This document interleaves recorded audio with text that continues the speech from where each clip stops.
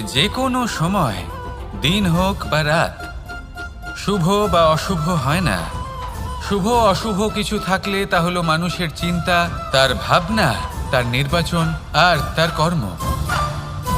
নিজেই দেখে নিন, শ্রীরাম শুভ কাজ করে ফিরেছিলেন এবং অমাবস্যার মতো গভীর এক রাত্রিকেও দীপাবলিতে পরিবর্তিত করেছিলেন।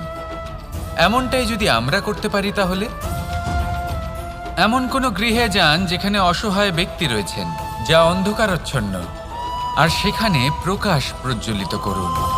প্রকাশ সহায়তার, প্রেরণার, আশার। যদি এমন কিছু আমরা করতে পারি, তাহলে তাকে প্রকৃত অর্থে দীপাবলি বলা যেতে পারে। তাহলে নিজের পরিবারের সাথে দীপাবলি পালন করুন। আপনাদের শুভেচ্ছা জানাই। আসুন আর আমার সাথে ভালোবেসে বলুন,